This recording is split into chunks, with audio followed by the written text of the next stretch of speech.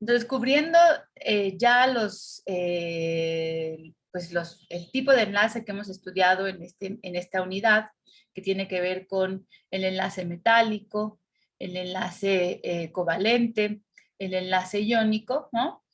Ahora vamos a estudiar otro muy común, que es el de los compuestos de coordinación, ¿no? Entonces aquí, no es un compuesto iónico, ¿no? Es un compuesto que presenta un enlace covalente coordinado. En muchos de estos casos de los compuestos de coordinación, lo que tenemos es una interacción donde dos electrones de algún átomo como un nitrógeno, ¿no? Una amina en este caso, pues este par de electrones se pueden ceder justamente a un metal, y sobre todo es un metal de transición, ¿no? Un metal que tenga posiciones o que pueda aceptar estos electrones provenientes del nitrógeno. Entonces, es un tipo de enlace un poco diverso del que hemos estudiado, ¿no? Pero también pues cuenta con este enlace en el cual un átomo puede donar dos electrones a un centro metálico, o incluso donde un átomo solamente cede un electrón y el metal pues tiene otro electrón. Entonces ahí sí formamos un enlace de compartición de electrones más covalente, ¿no? Entonces vamos a ver las cosas más básicas de este tipo de enlace, porque es un enlace pues que nos apasiona mucho a los que impartimos esta asignatura de Química Inorgánica 1, pero que sí incluye temas muy profundos, etcétera, que pueden llegar a ser un poco confusos. Voy a tratar de puntualizar, ¿no? Las cuestiones que ustedes, ¿no? Deberían entender como objetivo. En ese sentido, lo que ustedes deben de conocer en un compuesto de coordinación en esta etapa de su formación, ¿no? Pues pueden identificar, por ejemplo, el número de coordinación del centro metálico, pueden identificar la geometría que podrá tener ese centro metálico, ¿no? Y pues ya para los más aventados, pues podemos incluso estudiar las propiedades magnéticas de estos compuestos de coordinación, ¿no? Siempre aplicando todos estos modelos que ya hemos visto, como el modelo de unión-valencia, que hablamos de la hibridación de los orbitales para acomodarse en ciertas geometrías. También eso lo podemos aplicar para compuestos de coordinación. Tenemos también una aplicación de teoría de orbitales moleculares, donde ya incluimos pues la interacción con los orbitales del centro metálico, ¿no? Y sobre todo, si se trata de un metal de transición, de los orbitales ¿no? De este metal de transición, ¿no? Y entonces estos orbitales D tienen formas y se afectan de diferente manera según la geometría, y esto, pues bueno, impacta justamente en las propiedades del color del compuesto, las propiedades magnéticas del compuesto, si es paramagnético o diamagnético, etcétera, ¿no? Y por último, algo que también debemos cubrir, ¿no? Es justamente la nomenclatura de este tipo de compuestos. Entonces, pues voy a iniciar a compartirles la presentación. Y pues espero que esto pues lo encuentren divertido.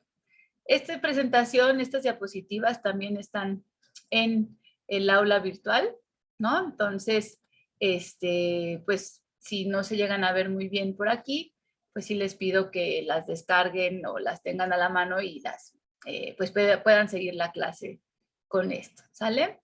Ahora sí están viendo la presentación, ¿verdad? Sí, profesora. Sí, profesora. Muy bien, bueno, entonces vamos a comenzar. Ok, pues esto que vamos a ver ahora pues es justamente el enlace en los compuestos de coordinación, ¿no? ¿Qué teorías tenemos para explicarlos, ¿no? Y sobre todo las cuestiones básicas que debemos de conocer cuando hablamos de compuestos de coordinación, ¿sale? Entonces, primero que nada, vemos la parte del número de coordinación, que esto pues incluye justamente algo que ya analizábamos en los compuestos iónicos, en las redes, ¿no? Con cuántas esferas estaban tocando. También en compuestos covalentes analizábamos pues, también cuántos electrónicos compartidos tenía con los átomos adyacentes, ¿no? Y en este caso, pues bueno, vamos a hablar ya de metales, metales de transición por lo general, ¿no? Interactuando pues con moléculas más grandes. Entonces vemos que en número de coordinación, pues para este tipo de compuestos tenemos más comúnmente números de coordinación 4 y 6, aunque existe también el 5 y incluso el número de coordinación 8, ¿no? Este número de coordinación tan grande como el 8 ya lo vemos cuando incluimos a los metales, lantanoides y actinoides, ¿no? Los del bloque F. ¿Qué puede determinar justamente cuántos átomos voy a tener alrededor del metal de transición central? Pues hay muchas cosas, ¿no? Principalmente es la configuración del centro metálico, ¿no? La configuración de la subcapa D, ¿no? Como aquí la tenemos indicada. El estado de oxidación, también del centro metálico, obviamente me va a determinar el número de coordinación. El tamaño de ese átomo central, ¿no? De ese metal, vamos a ponerlo siempre como M. Y también el tamaño de los ligantes. Los ligantes en este caso nos referimos justamente a todos esos átomos que están enlazados a este centro metálico, ¿no? Pues podríamos tener aquí, lo voy a poner como L. Entonces, podemos tener diferentes números de ligantes y esto va a determinar, ¿no? El número de L enlazados al centro metálico es igual al número de coordinación, ¿no? Esto es de lo que estamos hablando. Los ligantes, ¿no? Son especies químicas, ¿no? Que están actuando como solventes en un átomo, ¿no? Es lo que estamos observando aquí arriba. Y estos ligantes, pues pueden ser átomos, como ya dice aquí, átomos, pues me podría yo referir justamente a, por ejemplo, si tenemos un halógeno como el cloro enlazado al centro metálico, bueno, este sería más bien el cloruro. Alguna molécula enlazada al centro metálico, pues podría ser como el monóxido de carbono. Sabemos que por la estructura de Lewis, ¿no? Estos pues tienen un par electrónico que se puede coordinar al centro metálico, ¿no? Y aquí me refiero justamente a moléculas, o incluso moléculas de agua, ¿no? Sabemos que el agua tiene dos pares electrónicos sobre el oxígeno y uno de estos pares, ¿no? Pues puede estar interactuando con el centro metálico, ¿no? Entonces, podemos tener tanto iones como moléculas enlazados al centro metálico. Y lo que sí podemos ver también es que incluso hay ligantes, ¿no? Que pueden tener varios átomos donadores. El más común de estos, ¿no? Puede ser, por ejemplo, esta dietilamina. Aquí tenemos cada ángulo de este bracito, significa un grupo CH2, ¿no? Y la dimetilamina, por ejemplo, podríamos decir que tiene estos grupos metilenos. El nitrógeno sabemos que tiene justamente un par libre y estos, ¿no? Se pueden donar al centro metálico, ¿no? Entonces, puede tener uno o varios átomos donadores. A esto me refiero con los ligantes, ¿sale? Aquí ya podemos ver algunos ejemplos, ¿no?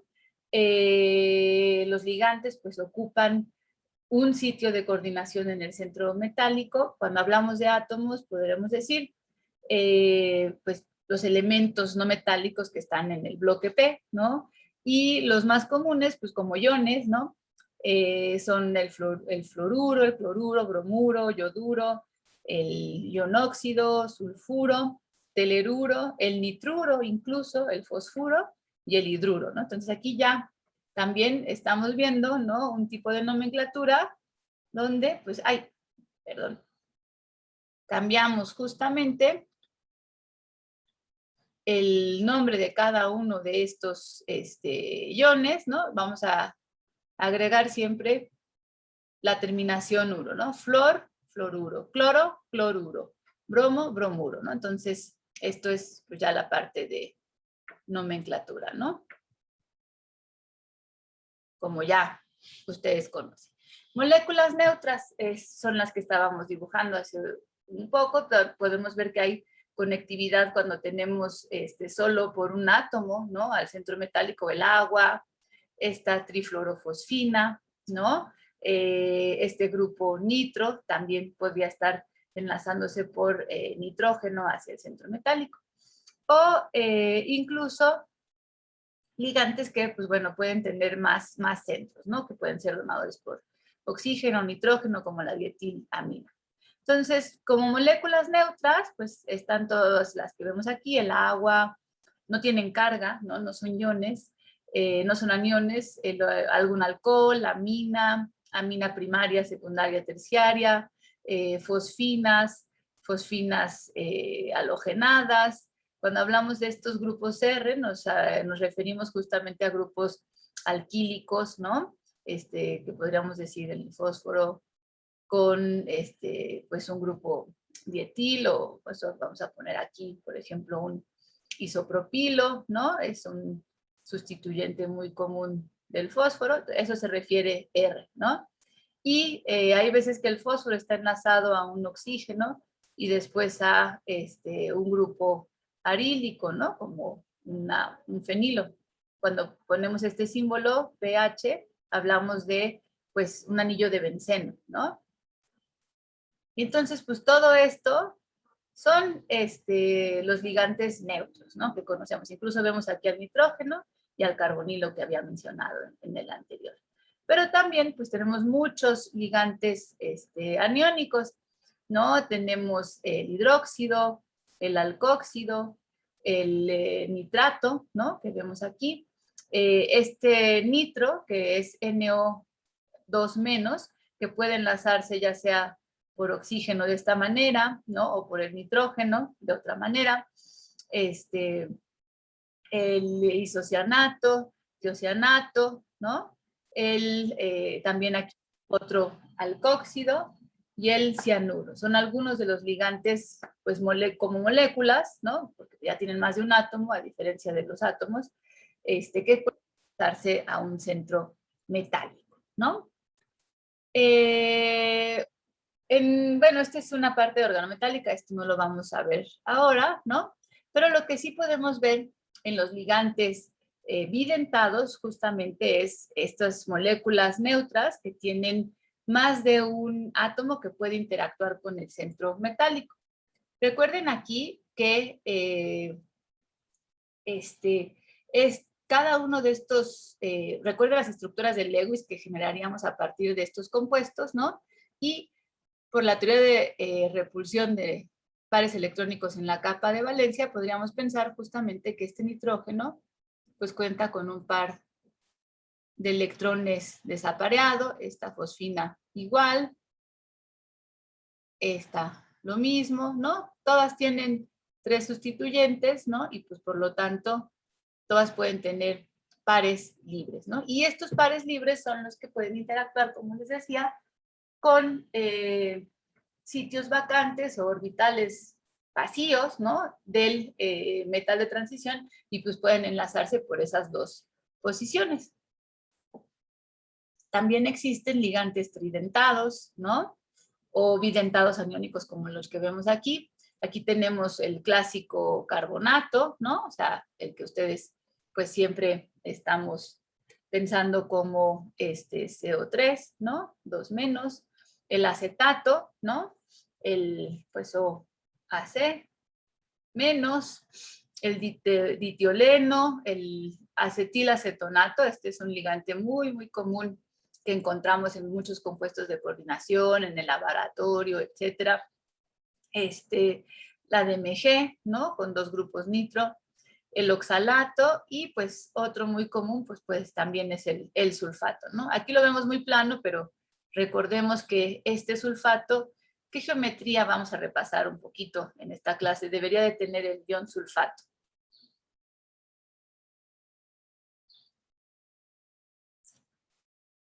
Es así plano, cuadrado.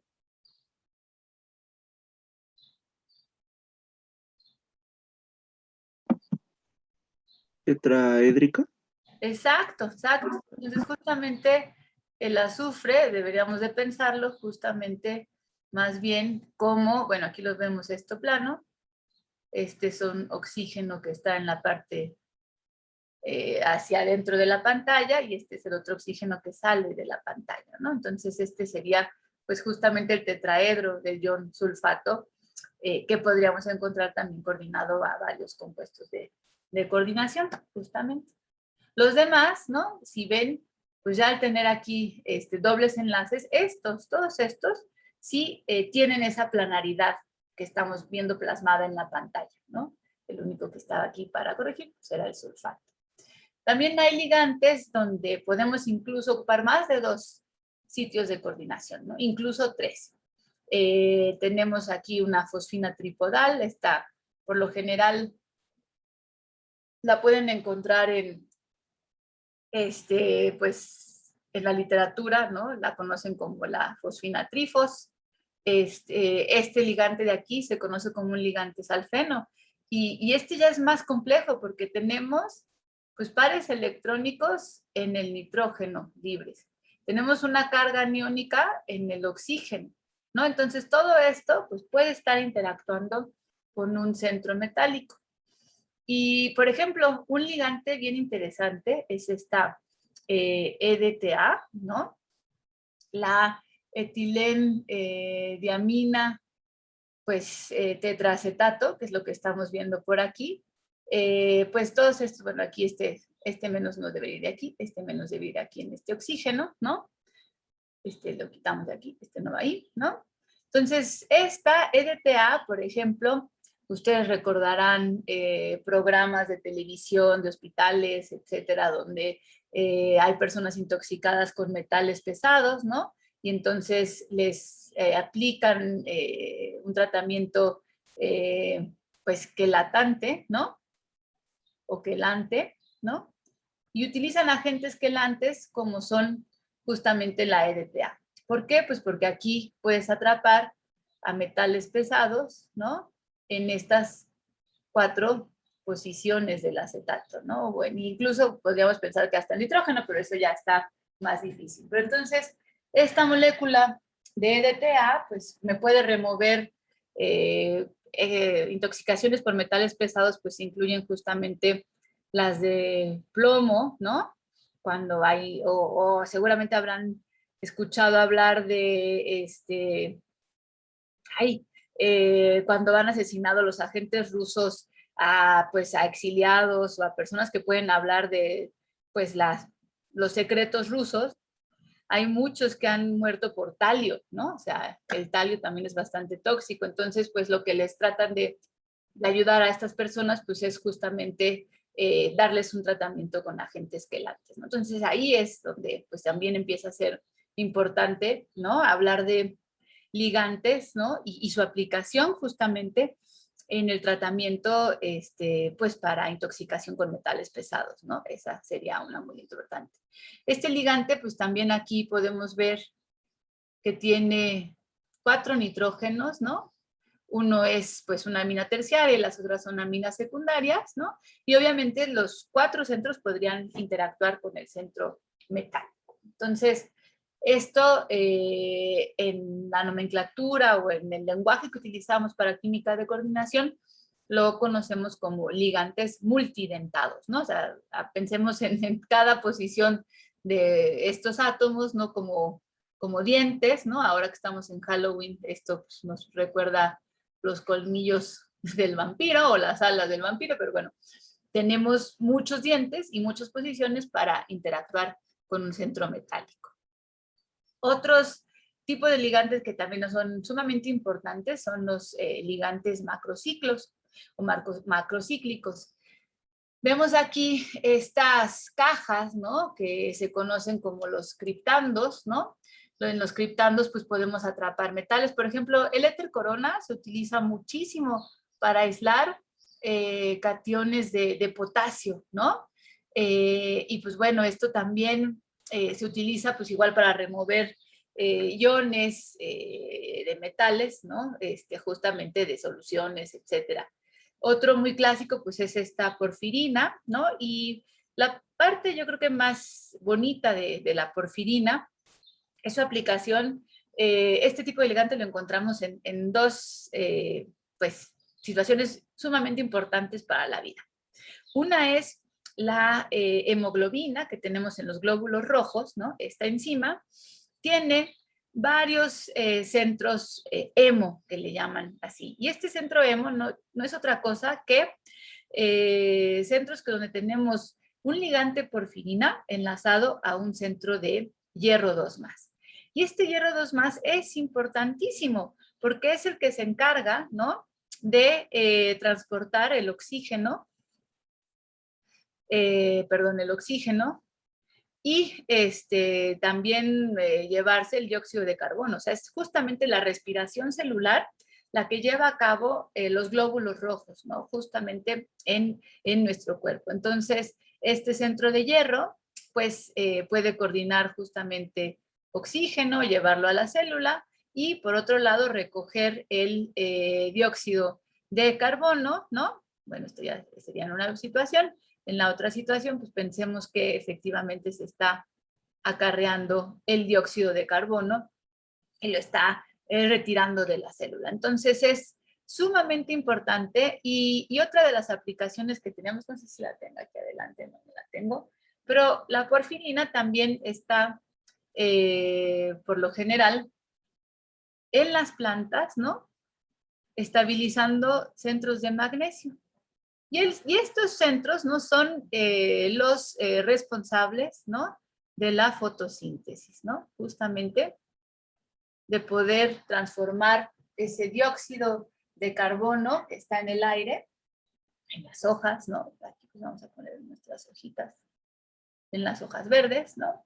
Ese dióxido de carbono del ambiente, pues lo incorporan como celulosa en las mismas plantas y liberan oxígeno hacia el ambiente. Entonces, pues justamente estas dos moléculas, porfirina en las hojas y el grupo hemo en la hemoglobina, ¿no?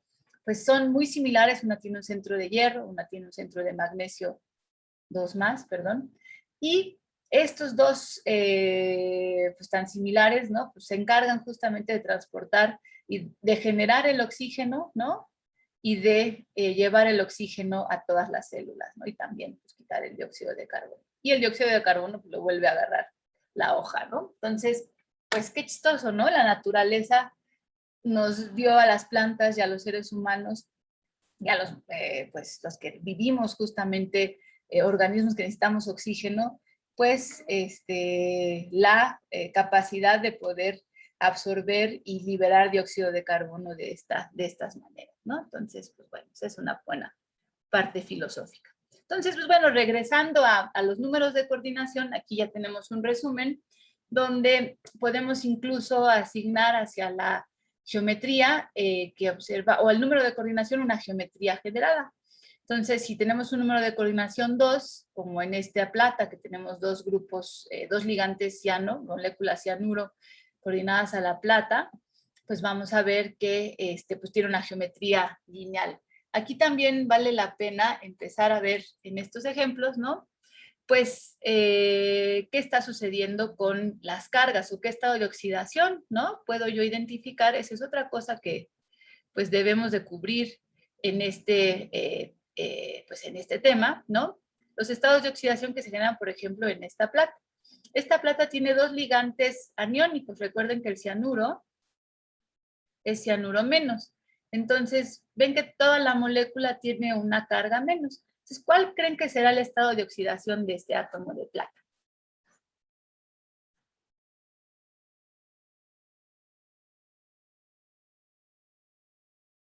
Si tiene dos ligantes ciano.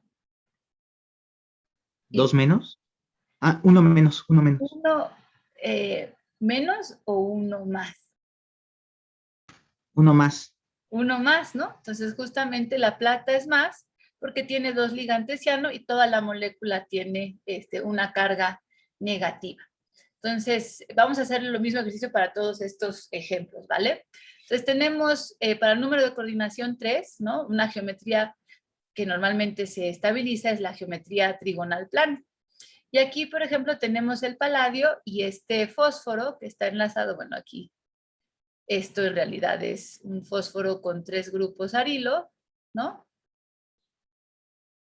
Y que no es aniónico. Este fósforo tiene un par libre porque está en el grupo del nitrógeno, pues esto es lo que tiene. Entonces es una molécula neutra enlazada al paladio. Entonces, ¿qué estado de oxidación podrá tener este paladio?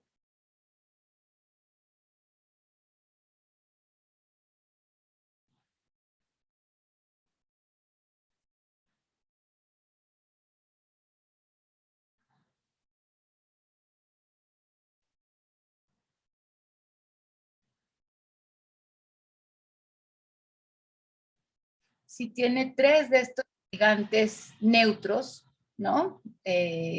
Donadores por fósforo.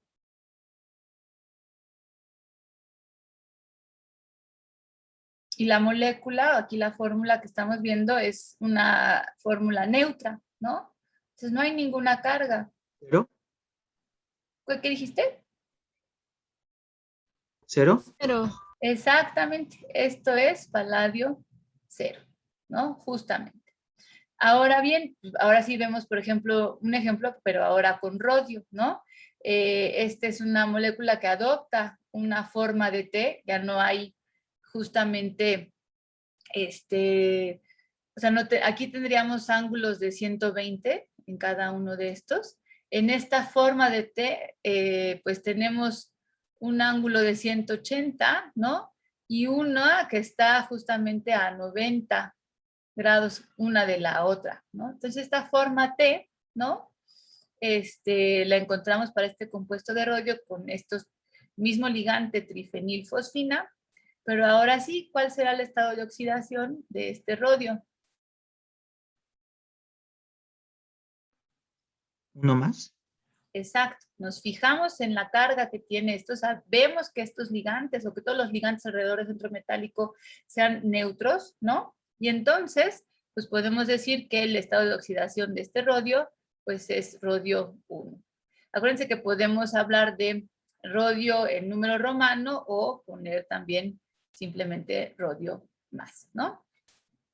Aquí puede ser un poco más complejo, pero bueno, también el número de coordinación 4 puede generar geometrías tetraédricas, ¿no? Como la que tenemos aquí. Y un ejemplo es este ligante que sería, pues con ligantes bencílicos, ¿no? Este CH3, pues en realidad es un carbono enlazado a 3 carbonos, digo a 3 hidrógenos y a un fósforo. Pero aquí, pues este ya está tetraédrico, ¿no? Este tendría que ser CH2, perdón, fenilo. Entonces, este carbono tiene una carga negativa porque perdió uno de los hidrógenos. Entonces, este sí es aniónico. ¿Cuál será el estado de oxidación del titanio? Cero. ¿Cuatro más? 4 más porque tiene 4 ligantes aniónicos, ¿no? Que tienen una carga negativa. Entonces, para ser neutro, pues esto tiene que ser titanio 4 más, ¿no? También podríamos ver en la tabla periódica y pues ver qué tipo de o cuántos electrones le quedarían en su configuración electrónica. Recordemos que los metales de transición, por lo general, ¿no? Pues casi siempre tenemos esta configuración NSX, ¿no? NDY, ¿no? Y por lo general siempre se pierden primero N-1, perdón, N-1D. Siempre se pierden primero los del S. Entonces el titanio, ¿qué configuración electrónica tendría? Pues prácticamente tendría 0 electrones en el orbital D y 0 electrones en el orbital S. El rodio, ¿cuántos electrones le quedarían en el orbital D? Aquí sí estaríamos perdiendo 2, 4, 6, 7. Tendríamos 8 en total. Sería un de 8. Y este paladio que tenemos aquí arriba, pues este también tiene 8 electrones, ¿no?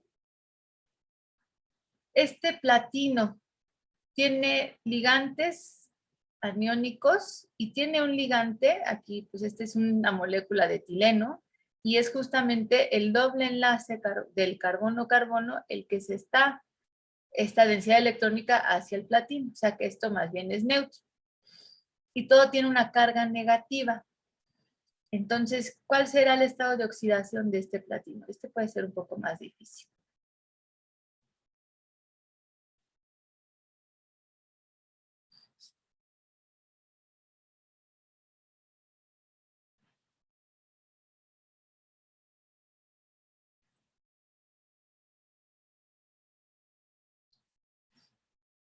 O sea, esto lo podría escribir de otra manera para que quizás quede más claro, ¿no?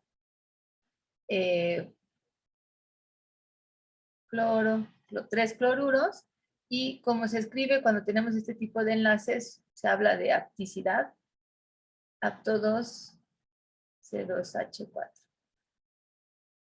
Y todo esto tiene una carga negativa, ¿sale? Entonces, ¿cuál será el estado de oxidación del platino?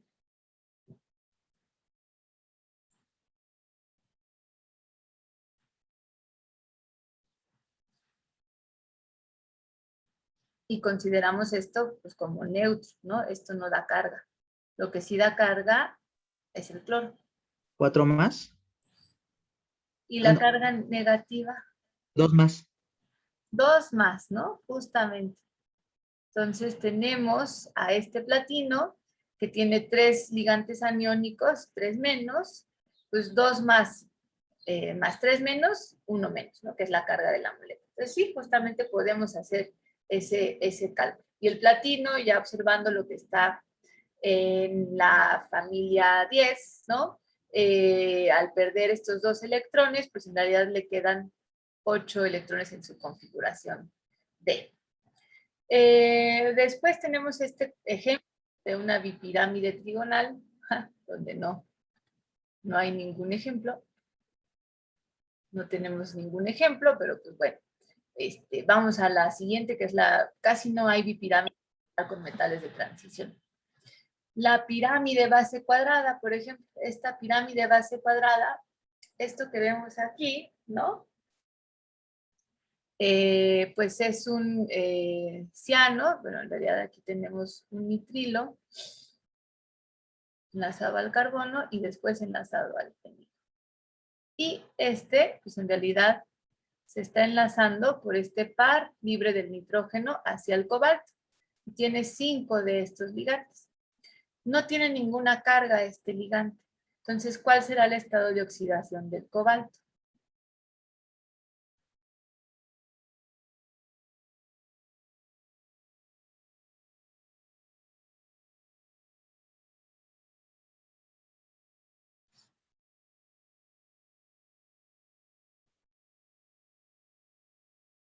Fijémonos en la carga de toda la molécula, ¿no? Fijémonos que los ligantes que están alrededor del centro metálico no son aniónicos, son neutros, ¿no? Y entonces podemos decir que el cobalto es cobalto 2 más, ¿no? Ahora vamos al ejemplo del número de coordinación 4 con una geometría octaédrica. Aquí lo que sí observamos, por ejemplo, en este tungsteno es que está enlazado a 6 moléculas de monóxido de carbono. Y estas moléculas de monóxido de carbono por lo general se enlazan al centro metálico a partir del par de electrones libre, sin aparear, solitario, que está sobre el carbono. Entonces, si este tungsteno está enlazado a 6 moléculas neutras, ¿cuál será su estado de oxidación?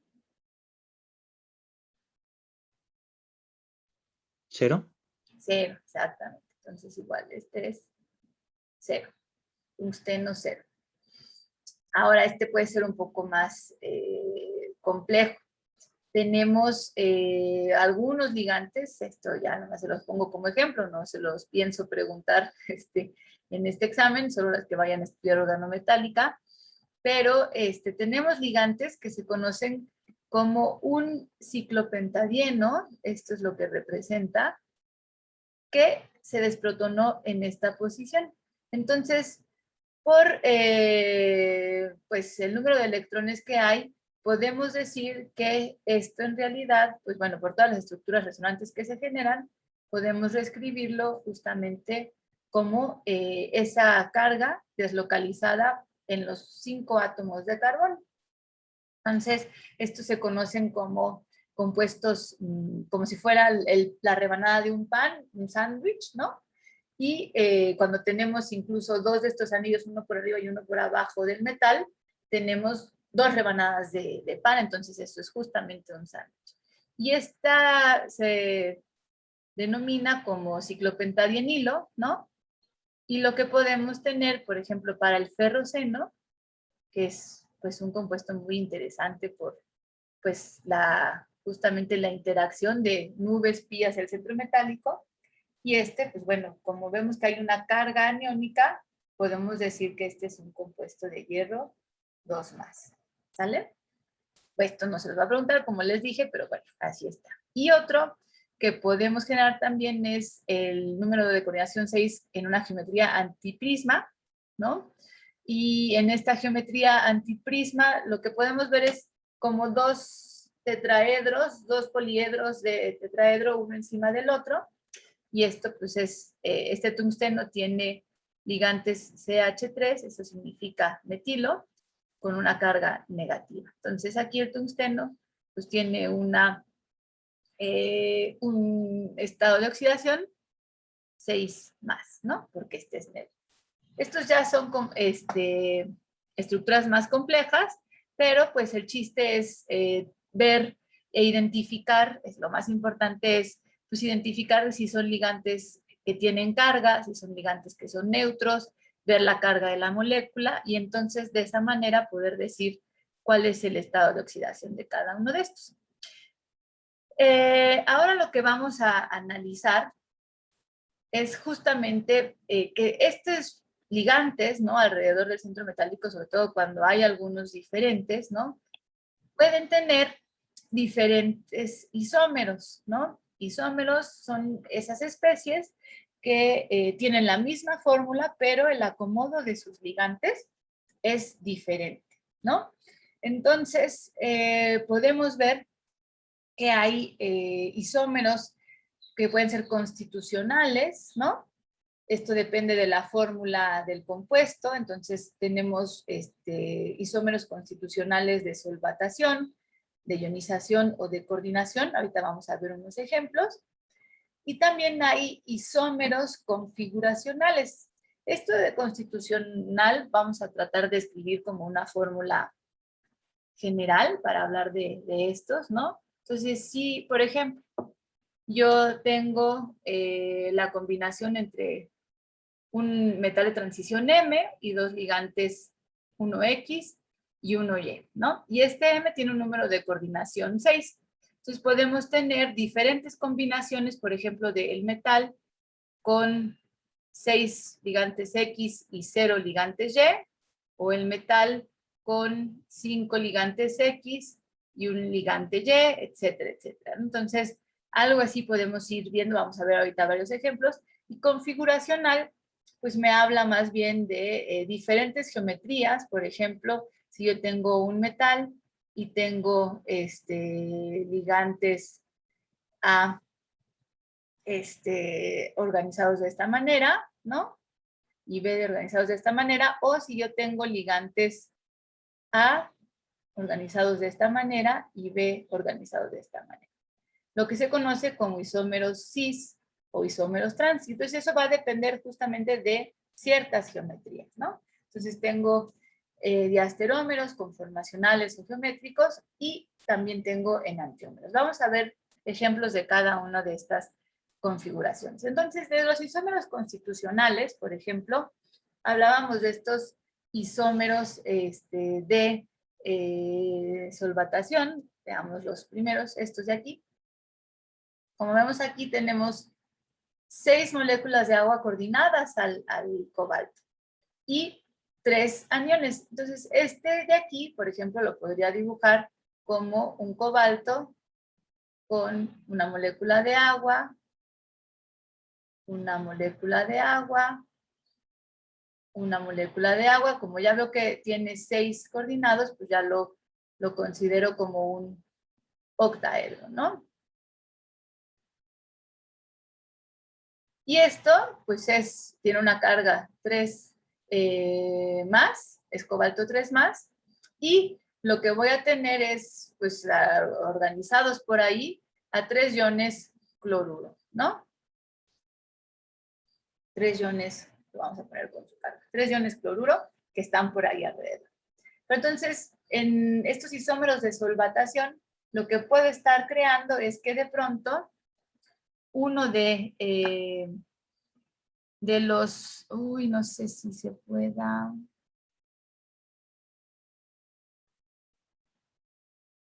Sí, creo que aquí no tengo esa función de borrar, ¿no?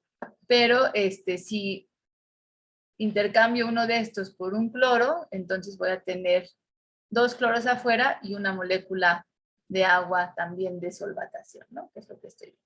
Y si ven, la fórmula general de este compuesto pues, siempre va a ser, podría ser tricloruro de cobalto, ¿no? Con 6 moléculas de agua de solvatación. Y tengo varias formas de escribirlos como esto. O puede acomodarse de todas estas maneras, y entonces estos son isómeros de solvatación. Puedo tener isómeros constitucionales.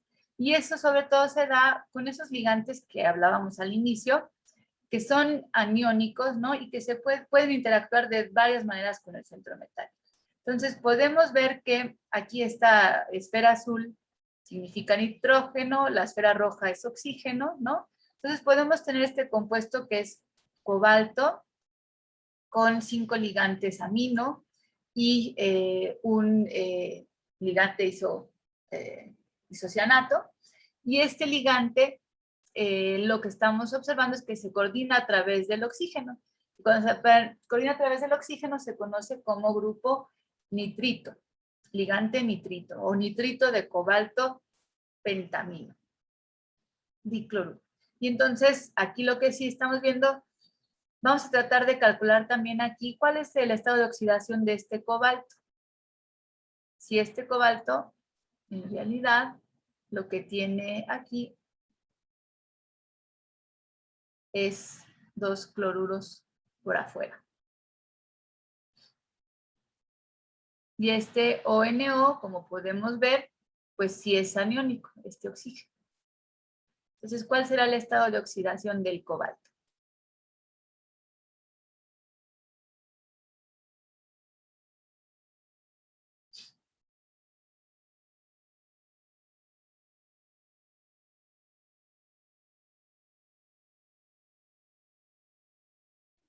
¿3 más? 3 más, los amino que están aquí son neutros, recuerden, ¿no? Todos estos que estamos viendo aquí, este es NH, H, H, y hay un par libre que se está donando al centro metálico directamente, son neutros. Tenemos uno negativo y tenemos una carga positiva, entonces esto es 3 más. Y otra manera que tenemos aquí es que la interacción con este ligante se dé a través del nitrógeno, como lo vemos aquí. Entonces, si se da a través del nitrógeno, esto también sigue siendo aniónico, ¿no? Recuerden, este nitrógeno puede ser neutro, pero todo el ligante es aniónico. Y lo mismo, tenemos aquí esta situación. Entonces, ¿cuál será el estado de oxidación del cobalto?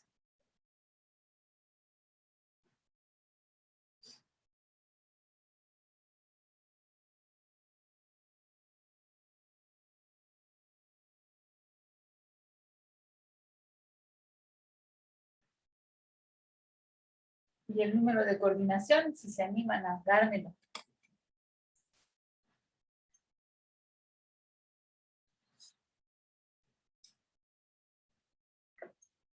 a proponer.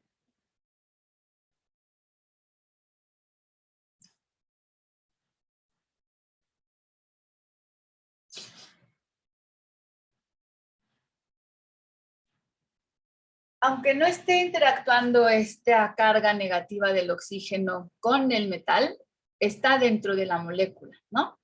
Entonces tenemos una carga negativa, tenemos 5 ligantes neutros, ¿no? Y un cobalto que está generando una 2 más. Entonces aquí también es el cobalto 3 más.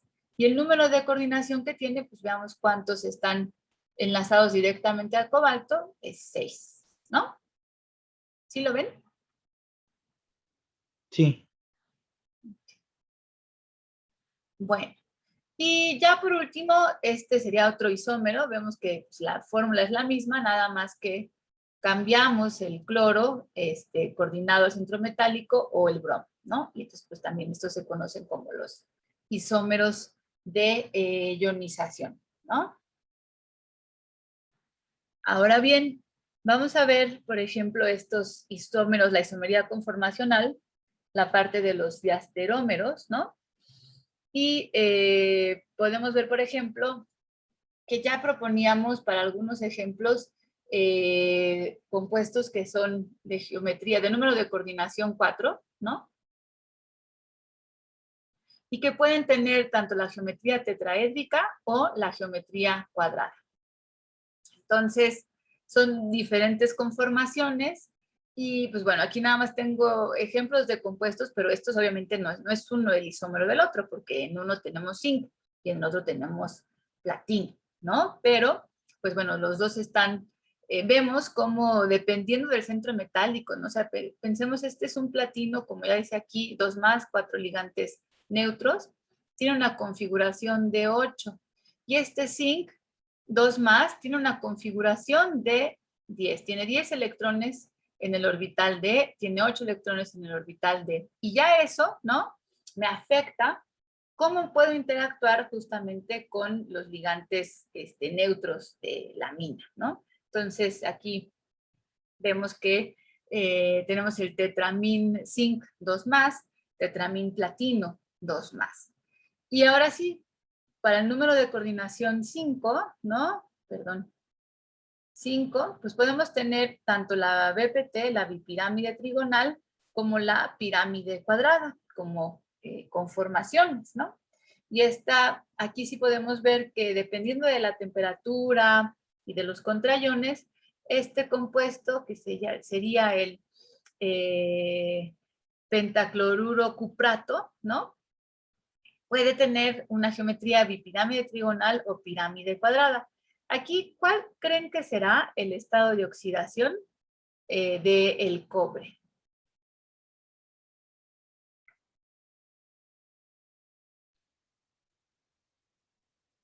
¿2 más?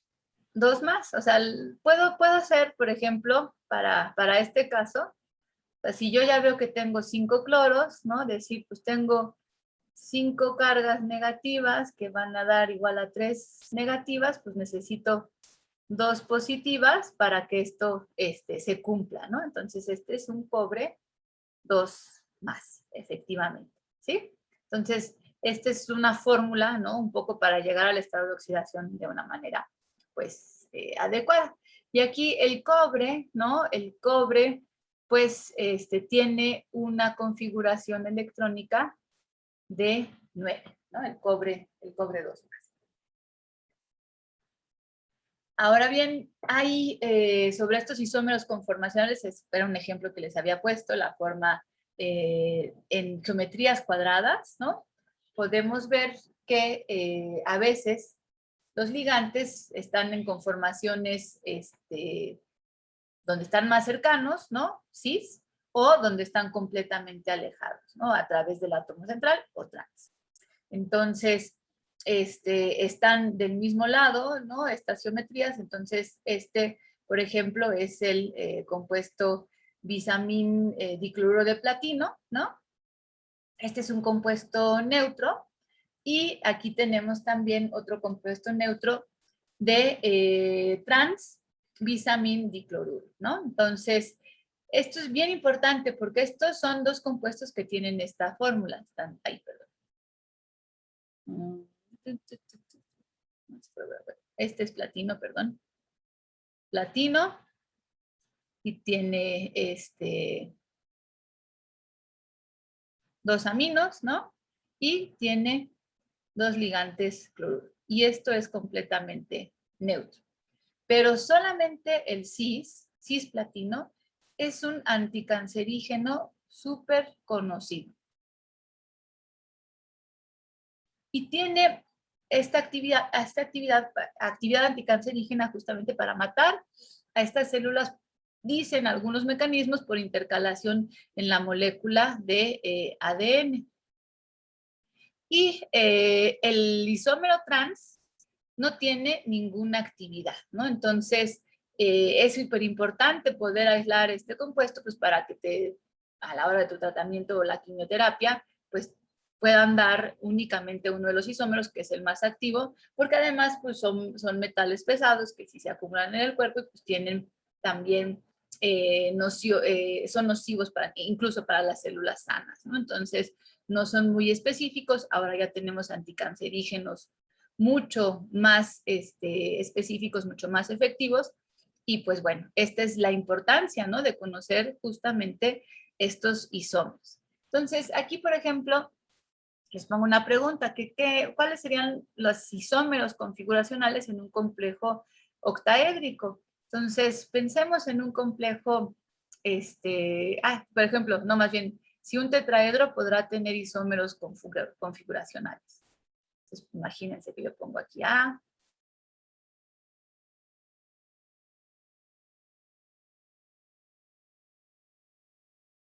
O sea, esto es diferente de esto.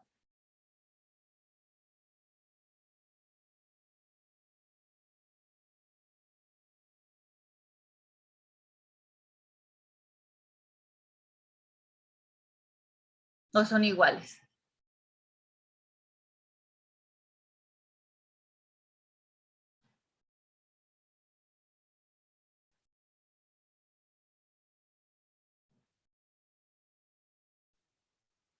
Uno es cis y el otro es trans.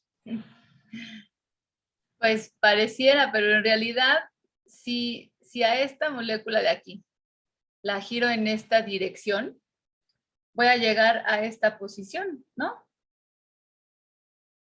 Entonces es la misma. Entonces, un tetraedro no tiene isómeros configuracionales. ¿Sí lo ven? Es como si tuviera estas, es que no tengo un tetraedro para mostrárselos aquí en visible, pero deberíamos de pensar en un tripoide, un tripié, ¿no? Si tú le das vuelta al tripié, vas a seguir teniendo la misma posición, ¿no? O sea, si le tuvieras una pata blanca, una amarilla y una azul, y la movieras, pues nada más no verías esa cuestión. O sea, si hay isómeros, bueno, más bien cuando tenemos tetraedros tenemos que pensar en enantiómeros, ¿no? Si tenemos todos los sustituyentes diferentes.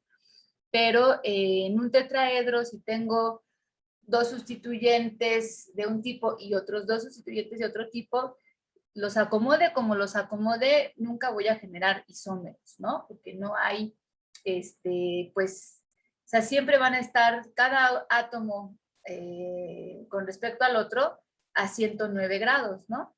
Y en un cuadrado plano, sí vemos, por ejemplo, aquí cómo pues estos dos sustituyentes están a 90 grados y en este caso están hasta 180 grados. O sea, sí hay una gran diferencia. En cambio, en estos casos de los tetraedros, siempre van a estar, todos los sustituyentes están uno del otro a 109.5 grados, ¿no? Como ángulo. Entonces, pues no va a haber isómeros configuracionales. Pero, por ejemplo, para un octaedro sí, ¿no? Aquí también puedo hablar de isómeros, por ejemplo, si tengo 4 sustituyentes B, como vemos aquí, y 2 sustituyentes A, número de coordinación 6, pues puedo ver, por ejemplo, aquí este compuesto donde los cloruros se encuentran cis o a 90 grados uno del otro, es un compuesto de color verde. Y cuando estos cloruros se encuentran trans uno del otro, este es un compuesto de color azul, ¿no? Entonces, ahora bien, ¿qué podríamos pensar de geometrías, ¿no? En donde tuviéramos, ahora sí, por ejemplo, el metal, donde, tuviéramos pues pues vamos a poner igual el ejemplo de las aminas, ¿no? NH3, NH3, NH3, y después cloro, cloro, cloro. Y el otro ejemplo sería el tener el NH3, el metal, aquí dejamos uno de los NH3, y el otro NH3 lo voy a poner aquí. Y los cloros los tendré aquí.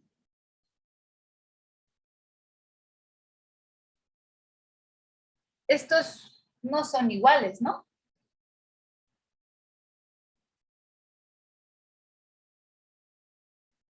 Y de hecho, yo puedo pensar que justamente aquí, en estos NH3, lo que me están dibujando, ¿no?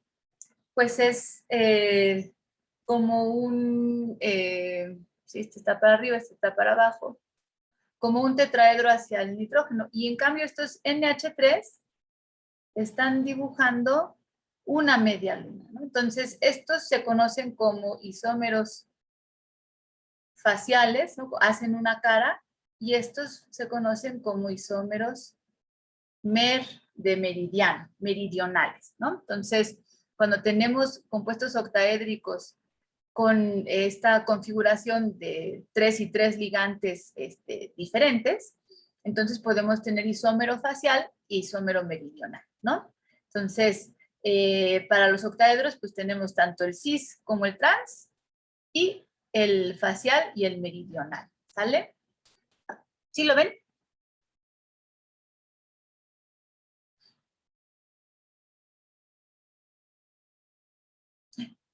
¿Les quedó claro esa parte?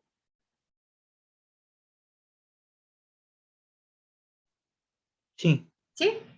Sí. Bueno. Ok. Y ya, como último ejemplo, ¿no? Tenemos aquí el isómero trisetilendiamina cobalto, 3 más. Y pues podemos ver que, pues obviamente es un número de coordinación 6.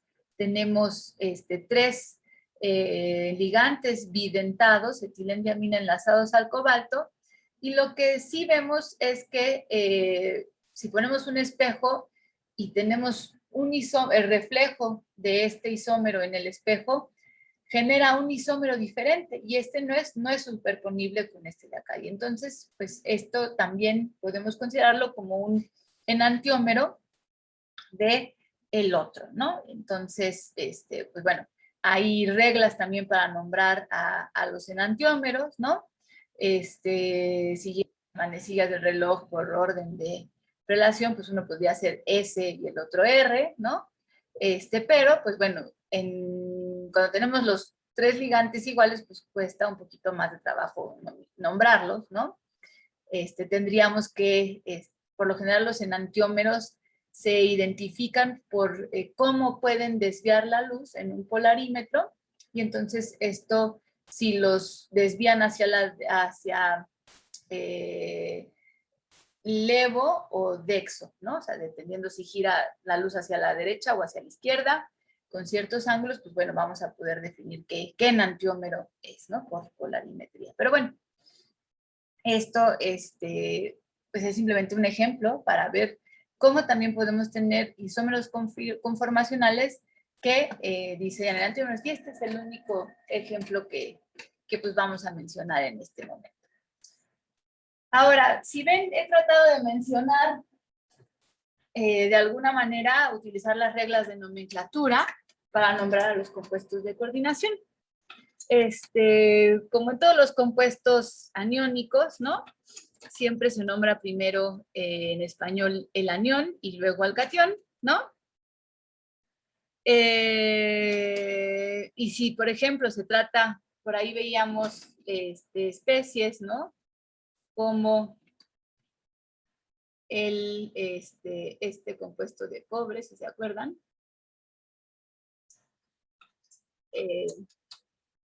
3 menos, es un anión completamente. Entonces, solo se nombra como un complejo aniónico, ¿no? Pero bueno, tendríamos que decir pentacloruro, en vez de decir de cobre, porque no es neutro, pentacloruro cuprato, ¿no? O cúprico, dependiendo de si es un estado de oxidación.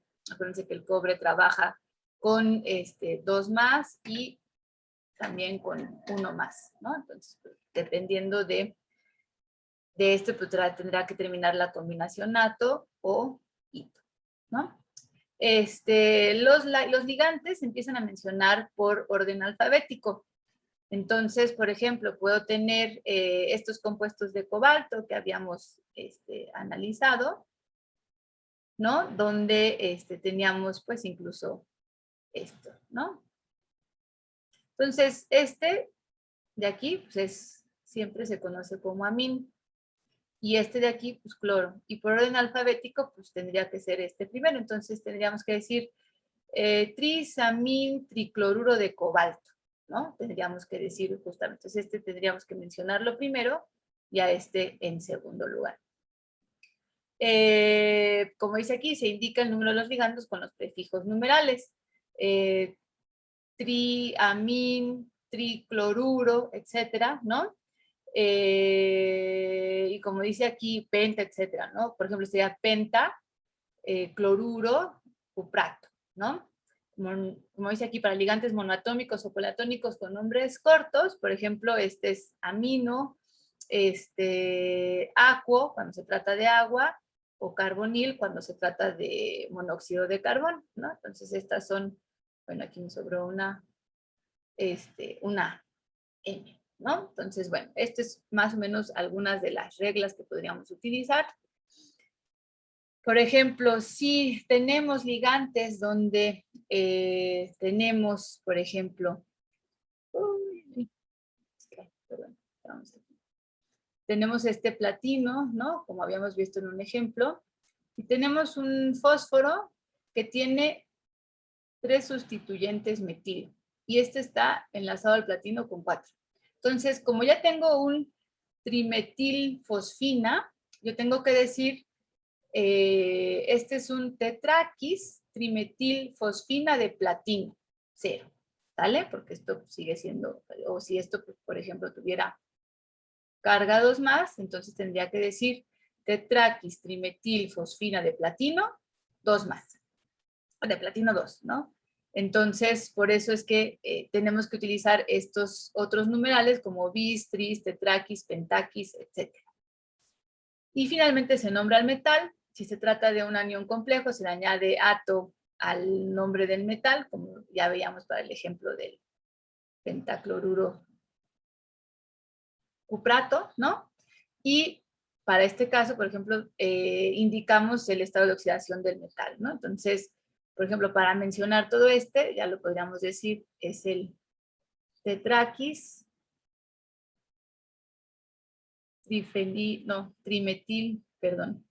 trimetil fosfina de paladio 2, ¿no? Sería nombre de este compuesto de acá. Y para de aquí, pues ya dijimos, ya lo hemos dicho muchas veces, pentacloruro de cuprato 2, ¿no?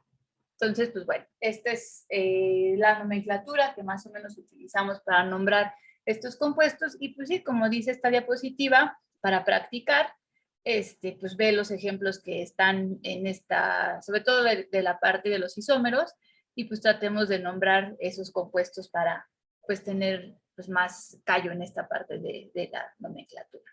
¿Sale? ¿Dudas hasta aquí? Bueno, como toda teoría, ¿no? Como la teoría de repulsión de pares electrónicos en la capa de valencia, el número de coordinación que ya nos da cierta geometría, que obviamente pues, solo podemos saber esa geometría si nos la dicen, ¿no? Pues también tenemos formas de explicarlas, ¿no? Por estas combinaciones lineales de orbitales atómicos puros.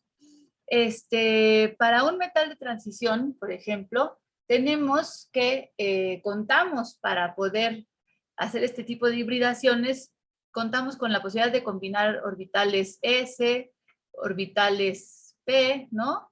Y los 5 orbitales D. Entonces, eso es lo que también observábamos, por ejemplo, para bloque P, cuando vimos esta parte en enlace covalente, por ejemplo, cuando hablábamos de la hibridación de hexafluoruro de azufre, ¿no? El azufre, pues bueno, aunque no tenía ocupados los orbitales D, pues podía utilizarlos para hibridizarlos y llegar a la conclusión de que este compuesto tenía una hibridación de 2sp3 para tener una geometría octaédrica, ¿no? Y explicar. Entonces, de la misma manera, para compuestos de coordinación, utilizamos la teoría de enlace-valencia para poder explicar o darle una hibridación adecuada a esa geometría. ¿Y de qué nos sirve dar esa hibridación adecuada? Pues es que generamos nuevos orbitales, ¿no? Que se derivan de la combinación, por ejemplo, en este caso de 2 orbitales D, un orbital S y 3 orbitales P. Y esto, pues ya me genera orbitales híbridos, ¿no? Que se orientan en las posiciones de un octaedro, ¿no? Bueno, aquí estoy haciendo yo mi octaedro con mis pseudo orbitales, ¿no? Bueno, aquí le eché ganas, pero no me quedó perfectamente bien geométrico, pero bueno. Entonces, para eso me sirve conocer la hibridación, ¿no? Entonces, por ejemplo, una hibridación SP, como ya sabíamos, pues me genera una geometría lineal, ¿no? Y ángulos de 180 grados entre los átomos enlazados al centro metálico, ¿no? Una geometría trigonal, pues ocupa la hibridación o la combinación de estos orbitales atómicos puros S, un PX, un PY, para generar la hibridación SP2 y tener ángulos de 120. La hibridación SP3 pues, está dada por la combinación de estos orbitales atómicos puros, ¿no? Y lo que me genera son especies con ángulo de 109,5 grados, ¿no? La cuadrado plana, ahora sí, esta es una geometría que se va a generar justamente por hibridar o tener la combinación de 4 orbitales, el d x cuadrada menos y cuadrada, que es el orbital, si ustedes recuerdan, el eje de las coordenadas y, o bueno, lo podemos ver aquí. El dx cuadrada y cuadrada lo vemos aquí, ¿no? Es este aquí, donde tenemos sobre el eje x y y lóbulos del orbital. Entonces, justamente para un cuadrado plano es lo que yo debería de esperar, ¿no? La combinación de ese orbital y los orbitales puros S, P y Y para poder generar justamente este compuesto. Para una bipirámide trigonal, ahora sí involucro al orbital dz cuadrada. ¿Cuál es la forma de ese dz cuadrada? Pues ese dz cuadrada tiene, igual de nuevo, XZ, tiene lóbulos muy importantes sobre el eje Z, ¿no? Y entonces, pues por eso, para esta hibridación, necesito esta combinación, el dz cuadrada, el S, PX, PY y PZ, ¿vale? Entonces, esta sería la hibridación bipirámide trigonal. Entonces, 1, 2, 3, 4, 5 orbitales atómicos puros generan 5 orbitales híbridos. Para el caso de la bipirámide trigonal, aquí sí, en vez de combinar el dz cuadrada, que tiene lóbulos sobre los orbitales, sobre el eje Z, utilizo el orbital dx cuadrada menos y cuadrada, que tiene lóbulos sobre los ejes x y y, para justamente hablar de esta interacción, ¿no?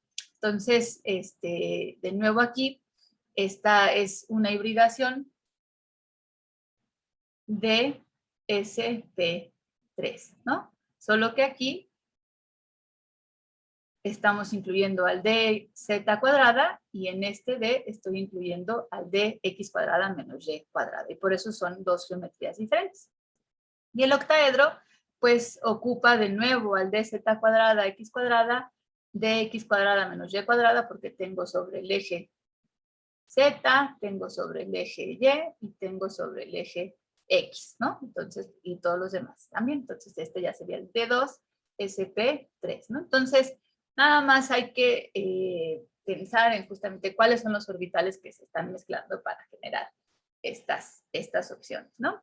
Entonces, las geometrías comunes, como ya habíamos dicho, cuadrado plano, la presentan por lo general metales de transición del quinto y el sexto periodo, o sea, ya, pues, rodio, iridio, paladio, platino, ¿no? Tetraédricos la presentan los metales del periodo 4, por ejemplo, níquel, ¿no? También hay bipirámide trigonal, que sería la DSP3, o pirámide base cuadrada DSP3. Por ahí vimos estos ejemplos que también tenían que ver con el cobre. Bueno, aquí dijimos que esto podría ser un ejemplo níquel. Aquí como ejemplo, pues estamos hablando de rodio, iridio, paladio, platino. Ay, perdón. Platino, pues vimos el ejemplo de anión, ¿no? Pentacloruro cuprato, 3, y que pues obviamente es el que está pudiéndose acomodar como bipirámide trigonal o como pirámide base cuadrada. Y octaédricos, pues bueno, sí vimos bastantes ejemplos, y aquí pues obviamente pueden estar, o sea, sí vemos muchos compuestos de tungsteno, molibdeno es otro que le encanta estar en este tipo de geometrías, ¿no? Rutenio también es otro que le gusta estar, y pues bueno, son algunos de los metales y los ejemplos que podemos encontrar ahí. Hay otra parte que quisiera más bien dejar para la siguiente clase. Es un poco más compleja y yo creo que ahorita los quisiera desespabilar con otra prueba que tengo por aquí en Socrative, y que pues, va hacia analizar números de coordinación, etcétera, y estados de oxidación, ¿sale? E hibridación. Entonces, les pido por favor, ¿no? Voy a dejar de compartir. Voy a poner pausa a la grabación, ¿no?